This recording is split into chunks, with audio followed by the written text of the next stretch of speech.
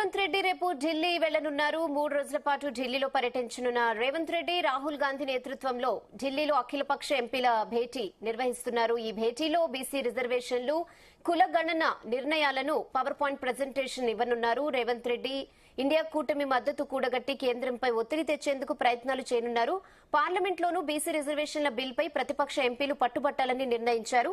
కేంద్రం వద్ద ఉన్న బీసీ రిజర్వేషన్ల బిల్లుపై ప్రధాని మోదీని కలవనున్నారు. బీసీ రిజర్వేషన్ల పెంపుకు సహకరించాలని, అసెంబ్లీ ఆమోదించిన బీసీ బిల్లుకు స్కెడ్యూల్లో చేర్చాలని కోరనున్నారు.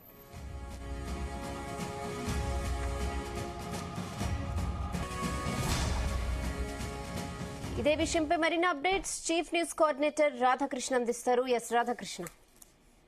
Good afternoon Rehana.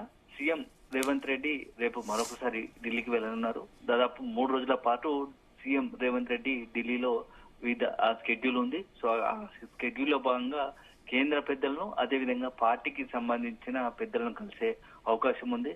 ఎందుకంటే ప్రధాని సంబంధించి ప్రధాని నరేంద్ర మోడీతో పాటుగా ఇతరత ముఖ్య నాయకులను కలిసేందుకు కూడా అపాయింట్మెంట్ కోరినట్టుగా తెలుస్తా ఉంది. ఎందుకంటే ఇటీవల కాలంలో తెలంగాణకు సంబంధించినటువంటి బీసీ రిజర్వేషన్ల అంశము చాలా ప్రతిష్టాత్మకంగా తీసుకుని తెలంగాణకు సంబంధించిన రేవంత్ సర్కార్ సో స్థానిక సంస్థలకు బీసీలకు 40% రిజర్వేషన్ ఇవ్వాలి, వీళ్ళని త్వరగా ఆ రిజర్వేషన్ అమలు చేస్తే ఎన్నికలకు వెళ్తే బాగుంటుందనే ఒక ఉద్దేశంతో ఉంది. ఇప్పటికీ ఒకవైపు కేంద్రం దగ్గర అంటే రాష్ట్ర ప్రభుత్వం ఆమోదించినటువంటి అసెంబ్లీలో ఆమోదించినటువంటి బిల్లు కేంద్రం వద్ద పెండింగ్ ఉండడంతో దాన్ని వీలైనంత వరకు ఆమోదింపు చేసుకునే ప్రయత్నంలో భాగంగా ప్రధానితో పాటు కేంద్ర పెద్దల అపాయింట్మెంట్ కోరినట్టుగా తెలుస్తోంది.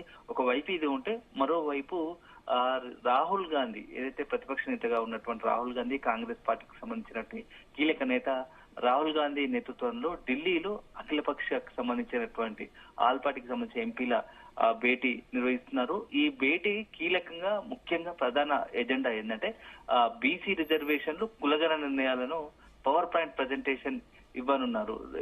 సో ఆ మొత్తంగా కూడా Revanth Reddy power point presentation ఉన్నారు. సో కూటమి మద్దతు కూడగొట్టి కేంద్రంపై ఒత్తిడి తీసుకొచ్చి ఈ బీసీ రిజర్వేషన్ అమలుకు సంబంధించి ప్రతిపక్ష పార్టీ ఎంపీలతో కలిపి కేంద్రంపై ఒత్తిడి తీసుకొచ్చేందుకు ప్రయత్నిస్తున్నట్టుగా తెలుస్తోంది.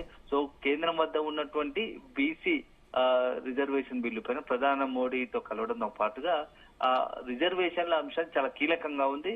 రాష్ట్ర రాజకీయాలతో ప్రభావితం చేసే అంశం చాలా అత్యంత కాంగ్రెస్ పార్టీ దేశవ్యాప్తంగా, తెలంగాణ కాదు దేశవ్యాప్తంగా ఆ కులగణన, బీసీ రిజర్వేషన్ అంశాన్ని ఎజెండాగా పెట్టుకుని ముందుకు వెళ్తుంది. కాబట్టి వాటిని ప్రధాన అంశంగా చేరుస్తూ ప్రధానంగా వాటికి అందరికి కూడా దాన్ని చేసుకుని 3 రోజుల పాటు ఢిల్లీలో కీలకంగా సీఎం రేవంత్ రెడ్డి తన పర్యటన మార్చుకోబోతున్నారు. సో అసెంబ్లీలో ఆమోదించినటువంటి బీసీ బిల్లును 9వ షెడ్యూల్లో చేర్చాలని కేంద్ర పెద్దలను కోరే అవకాశం ఉంది.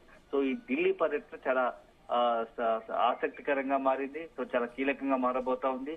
ఇప్పటికే పలు దఫాలుగా ఢిల్లీకి వెళ్ళినటువంటి రేవంత్ రెడ్డి రాష్ట్రానికి ఏదంటే తెలంగాణకు రావాల్సినటువంటి కీలక ప్రాజెక్టులు కావచ్చు, ఇతరత్ర అంశాలు, పెండింగ్ అంశాలు, విభజన అంశాలు, ఎందుకంటే ఇటీవల కాలంలో చూసాం రీసెంట్ గానే ఢిల్లీకి వెళ్లి సిఆర్ పాటిల్ ఏవైతే కేంద్ర జలశక్తి మంత్రికి సంబంధించి ఆధ్వర్యంలో జరిగినటువంటి మీటింగ్ లో పాల్గొని కృష్ణా గోదావరి జిల్లాల విషయంలో తెలంగాణకు దక్కాల్సిన వాటా గత సంవత్సరాలుగా, దశాబ్దాల కాలంగా తెలంగాణకు జరుగుతున్న అన్యాయం పైన వివరిస్తూనే భవిష్యత్తులో కొత్త ప్రాజెక్టుల అనుమతులు, అదేవిధంగా ప్రస్తుతం ఉన్న వాటి ప్రాజెక్టులకు సంబంధించినటువంటి అనుమతులు, నిధుల కేటాయింపుపై చర్చించినట్టుగా తెలుస్తుంది. ఒక డాక్యుమెంటరీ కేంద్ర జలశక్తి మంత్రికి ఇచ్చినట్టుగా తెలుస్తుంది. అదే సందర్భంలో 2 రాష్ట్రాల, తెలుగు రాష్ట్రాల విభజన అంశాలకు సంబంధించి కృష్ణా గోదావరి నీటి వనరులకు సంబంధించిన అంశాల పట్ల, విభజన అంశాలు, జల వివాదాలకు సంబంధించి ఒక స్పష్టమైన కమిటీ ఏర్పాటు చేసేందుకు ఇప్పుడే కేంద్రం ముందుకు వచ్చింది. సో వాటిలో పురోగతి తెలుసుకునే ప్రయత్నం చేయడం, ఇతరత్ర ఇంకా 2 రాష్ట్రాల మధ్య ఉన్న అంశాలను కూడా కేంద్ర పెద్దల వద్ద ముందుంచే ప్రయత్నం చేయాలనే ఒక ఆలోచనలో రేవంత్ రెడ్డి ఉన్నారు. సో ఇదొక అంశం అయితే, ఇక తెలంగాణకు పర్టికులర్ గా ఈ మధ్య RRR కావచ్చు, మెట్రో రైలు సంబంధించి విస్తరణ కావచ్చు, ఈ అంశాలపైన రేవంత్ సర్కార్ ఫోకస్ ఎక్కువ పెట్టింది. సో వీటి విషయంలో ఆయా శాఖ సంబంధించిన కేంద్ర మంత్రులను కలిసి వీళ్ళని త్వరగా సానుకూలంగా రాష్ట్రానికి రావాల్సినటువంటి నిధులను అనుమతులు తెచ్చుకునేందుకు రేవంత్ రెడ్డి ఈ పర్యటనను ఒక అవకాశంగా మలుచుకునే ప్రయత్నం చేస్తున్నారు. కాకపోతే మొత్తం ఎంటైర్ గా ఈ పర్యటనలో ప్రధాన ఎజెండా ఏంటంటే బీసీలు రిజర్వేషన్ అంశం, కులగణనకు సంబంధించి తెలంగాణ దేశంలో ముందు వరుసలో ఉంది.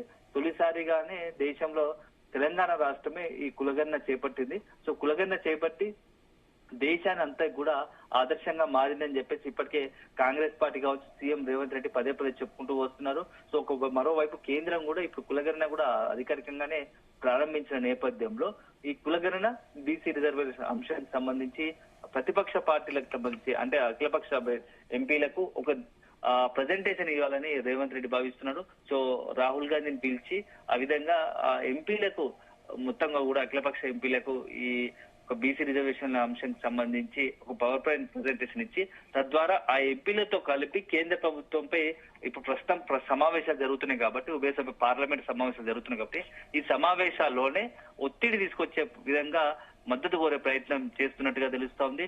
సో మొత్తానికైతే సీఎం రేవంత్ రెడ్డి ఢిల్లీ వెళ్తున్న ప్రతిసారి తెలంగాణ రాష్ట్ర ప్రజలు కావచ్చు, కాంగ్రెస్ పార్టీ పెద్ద ఎత్తున హోప్స్ పెట్టుకుంటున్నాయి. ఎందుకంటే ఢిల్లీ వెళ్ళినా ఎప్పుడు రాష్ట్రానికి ఏదైనా ఒక మంచి జరుగుతుందేమో, పలు నిర్ణయాలు వస్తాయేమో అని చెప్పేసి ఒక ఆశాభావంతో కాంగ్రెస్ పార్టీ ఉంటుంది. సో అదే సందర్భంలో ప్రతిపక్షాలు కూడా రేవంత్ రెడ్డి ముఖ్యంగా బీఆర్ఎస్ సీఎం రేవంత్ రెడ్డి పర్యటన పైన తీవ్రంగా విమర్శలు చూపిస్తోంది.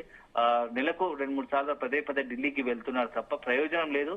కేవలం ఢిల్లీకి వెళ్లి కేంద్ర పెద్దలను రాష్ట్ర సంబంధించినటువంటి ఏదైతే ఢిల్లీ పెద్దలను అదేవిధంగా కాంగ్రెస్ పెద్దలను కలవడం తప్ప రాష్ట్రానికి ఒనగూరిన ప్రయోజనాలు ఏమీ లేవని చెప్పేసి బీఆర్ఎస్ విమర్శిస్తుంది. సో మొత్తానికైతే రేపు ఢిల్లీకి వెళ్తున్న 3 రోజుల పాటు అక్కడే ఉంటున్నారు కాబట్టి నెక్స్ట్ ఢిల్లీ పర్యటనలో తెలంగాణకు సంబంధించినటువంటి రేవంత్ రెడ్డి ఏమేమి సానుకూలంగా అంశాలను అంటే తెలంగాణకు లాభకరంగా ఉండే ఏ అంశాలను చర్చిస్తారు, ఏ విధంగా తనకు అనుకూలంగా నిర్ణయాలు తీర్చుకోగలుగుతారని చెప్పేసి మాత్రం వేచి చూడాల్సి ఉంటుంది. Okay Radhakrishna, thanks for the updates.